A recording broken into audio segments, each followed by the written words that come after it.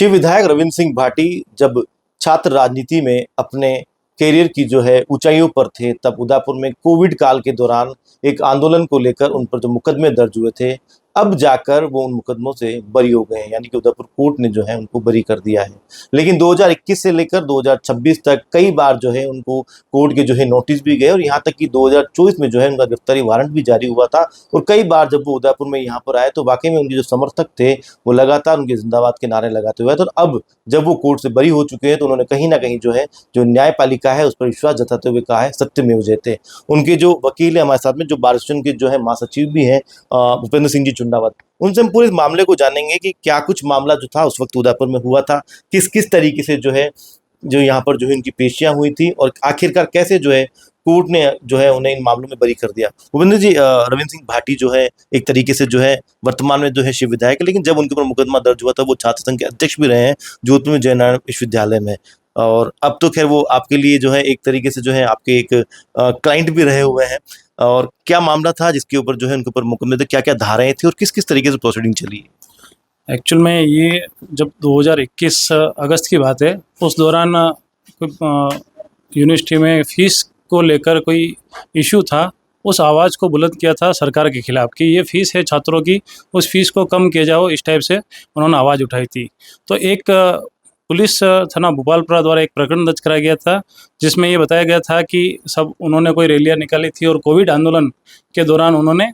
Covid की जो भारतीय दंड संहिता की धारा 188 है, 269 है और राजस्थान महामारी अधिनियम है और 51 आपदा प्रबंधन अधिनियम जो सेंट्रल का एक्ट है, इसके तहत एक प्रकरण एफआईआर दर्ज की थी। उस एफआईआर में 3 जनों को उन्होंने 3 नामजद किया था। उसमें अभी वर्तमान रविंद्र सिंह जी भाटी जो है और इसके अलावा 2 जने और थे, जिसमें उनका नाम अरविंद सिंह और देवेंद्र सिंह। तो उन्होंने पूरा ये स्टोरी थी कि साहब वो उन्होंने बीएन सेवाश्रम के कई छात्रों को इकट्ठा किया, उसके बाद बीएन में वहाँ पे समूह के रूप में एकत्रित और फिर कलेक्ट्रेट पर आकर उन्होंने धरना दिया और उन्होंने कलेक्टर को ज्ञापन सौंपा था। पुलिस जो स्टोरी लेके आई थी उस स्टोरी को पुलिस न्यायालय में साबित नहीं कर पाई और जो बताया गया कि साहब ये पुलिस इस टाइप से इनके विरुद्ध जो मुकदमा दर्ज कराया गया था, पुलिस की तरफ से जो अभियोजन थे, अभियोजन को टोटली साक्ष्य लगभग 15 करीबन साक्ष्य थे। उन साक्ष्यों को न्यायालय में उन्होंने परीक्षित भी करवाया था। उनकी तरफ से लगभग सारे ही जो गवाह थे वो पुलिसकर्मी थे और पुलिसकर्मी थे, उनको जो स्टोरी जो अभियोजन लेके आए उसको प्रूव करना था कि इस प्रकार से भाई वास्तव में ये जो घटना घटी नहीं घटी। तो एक पर्चा कायमी हुई थी, भवानी सिंह जी जो उस समय के प्रेजेंट सीआई थे उनकी तरफ से पर्चा कायमी हुई थी और उसके बाद कोर्ट में उन्होंने चार्जशीट पेश की थी। उसमें काफ़ी सारी कमियां होने के कारण पुलिस अपना अभियोजन के मार्फत इस प्रकरण को साबित नहीं कर पाई और जो सत्य के लिए जो लड़ रहे थे और उनकी आखिरकार न्यायालय से विजयी हुई थी। कितनी बार जो है कोर्ट ने जो है उनको पेशी पर बुलाया, कितनी पेशियां उनकी हुई थी, कितनी बार वो पेशियों पर आए और किस तरीके से जो है प्रोसीडिंग को आपने आगे बढ़ाया, क्योंकि 2024 में जो है गिरफ्तारी वारंट भी जारी हुआ? लगभग इसमें 30 से 40 पेशियां हुई थी प्रकरण में और उनमें कुल 4 बार वो प्रेजेंट हुए थे। फर्स्ट तो जब पुलिस ने आरोप पत्र पेश किया था उस समय वो छात्र नेता के रूप में थे। उसके बाद विधायक चुने गए। विधायक चुनने के बाद ये जो मुकदमा था राज्य सरकार द्वारा जो कराया गया था, जो अधिकतर कोविड के मुकदमे वापस ले लिए गए, लेकिन उनके कैरियर में किसी प्रकार से राज्य सरकार जो थी कि हाँ यार ये कोई नया व्यक्ति या नया छात्र नेता आगे नहीं बढ़े, इस कारण से मुकदमा दर्ज किया था। फिर उनको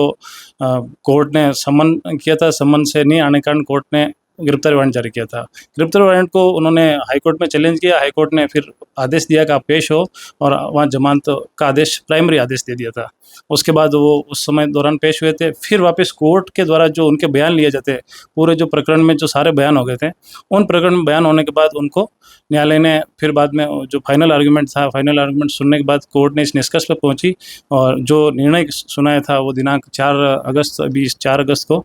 तो उसमें उन तीनों ही जनों को निर्दोष मानते हुए बाइज्जत बरी किया है। किस तरह का कॉर्पोरेशन रहता था जब पेशी पर वो यहाँ पर आते थे, क्योंकि छात्र राजनीति उस वक्त तो थे, छात्र संघ अध्यक्ष थे, लेकिन उसके बाद में जो है हाल ही में जब, क्योंकि अब जो शिव विधायक बन चुके, तो एक विधायक बनने के बाद में क्योंकि कहीं ना कहीं ये रहता है कि एक पावर भी रहती है, लेकिन यहाँ कोर्ट में आने के बाद में किस तरह का कॉर्पोरेट रहता है? नहीं, उनके द्वारा हमेशा ही न्यायालय का सम्मान किया गया। न्यायालय पे हमेशा भरोसा जताया गया कि जो न्यायालय है, न्यायालय इस जो प्रकरण जिस उनके खिलाफ जो झूठा प्रकरण दर्ज कराया गया है उस प्रकरण में निश्चित रूप से उन्हें विजय मिलेगी। तो जब भी वो न्यायालय में आते थे, भले उनकी फैन फॉलोइंग भी काफ़ी सारे लोग इकट्ठे हो जाते, लेकिन वो न्यायालय में जाने के दौरान सबसे यही कहते थे कि न्यायालय पे हमें विश्वास है। 100% वो जो न्याय पे उन्होंने विश्वास किया उस पर खरे उतरे और न्यायालय ने उनको बाइज्जत बरी किया।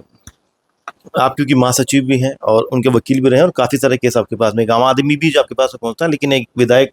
भी जो है आपके पास में पहुंचे हैं। न्यायपालिका पर कितना विश्वास रहता है लोगों का जब इस तरीके के मामले होते हैं? क्या वो एमएलए हैं इसलिए बरी हो चुके हैं, या वाकई में आप जो है क्योंकि सिर्फ जो है पुलिस के ही बयान वहां पर थे, इसके अलावा अदर दिन दूसरे कोई बयान नहीं थे? क्या खास बात है जो कोर्ट ने मानी इसके लिए वो बरी हो चुके? एक्चुअल में न्यायपालिका पे विश्वास हर व्यक्ति जो गरीब तबका है या मान लो जो कोई भी किसी भी स्तर पे है उनको न्यायपालिका पर विश्वास करना चाहिए, क्योंकि जो न्याय के मंदिर में बैठा हो उसको जो भी आता है वो देवता के स्वरूप समझता है। और निश्चित रूप से हमारा मानना है, मैं 20 साल से यहाँ न्यायालय में वकालत कर रहा हूँ और न्यायालय द्वारा कभी भी किसी भी गलत तरीके से या किसी को नुकसान नहीं पहुँचा देता है। अगर मान लो कोर्ट के सामने ऐसा जब तक ठोस सबूत नहीं आता है, मान लो कि जैसे 100 व्यक्ति अगर मान लो छूट जावे लेकिन दोषी को सज़ा देनी होती है, तो जब तक ठोस सबूत नहीं आता तब तक न्यायालय उसको किसी प्रकार से सज़ा या मान लो उसके विरुद्ध कोई ऐसा विपरीत आदेश नहीं करती है। तो न्यायालय निश्चित रूप से न्यायालय पे विश्वास करना चाहिए, आम जनता को न्यायालय पे विश्वास करना चाहिए। निश्चित रूप से न्यायालय हमेशा अच्छा काम करती है, न्याय मिलता है जनता को। इस पूरे मामले में कितने पेज की जो है पत्रावलियां हैं वो चली है, इसके अंदर में आखिर से फाइनल जो इनका रिजल्ट आया है वो कितने पेज का आया है, क्या मुख्य बात है उसके अंदर रही? लगभग 70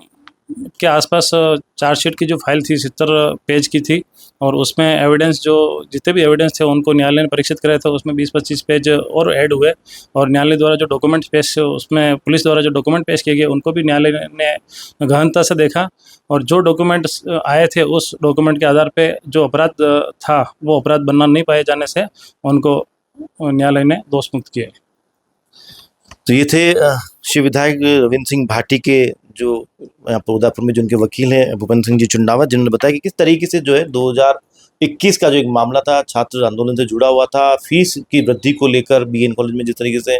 वहाँ पर जो इकट्ठा हुए थे रविंद्र सिंह भाटी और उसके बाद वो जो कलेक्ट्रेट तक पहुँचे, और क्योंकि उस वक्त कोविड का वक्त था, ऐसे में जो सरकार की जो गाइडलाइन थी कि लोग इकट्ठा नहीं हो सकते, कहीं ना कहीं उसका उल्लंघन माना गया था, लेकिन फिर भी अब जो है उनको जो है इस 4 अगस्त को जो है उनको बरी कर दिया है। और इस पूरे मामले को लेकर लगातार जिस तरीके से जो है इनके वकील साहब उन्होंने बताया कि कोऑपरेशन जो था वहाँ पर विधायक रविंद्र सिंह भाटी का वो लगातार बना रहा था, खासी फैन फॉलोइंग उसके बावजूद भी जब कोर्ट पर जो है उन्होंने पूरा विश्वास जताया और आखिरकार इस पूरे मामले में जब वो बरी हो चुके तो उसके बाद उन्होंने एक ही बात कही थी, सत्यमेव जयते। कैमरामैन पूरन के साथ रवि मल्होत्रा, पॉलिटिकल पंचायत उदयपुर।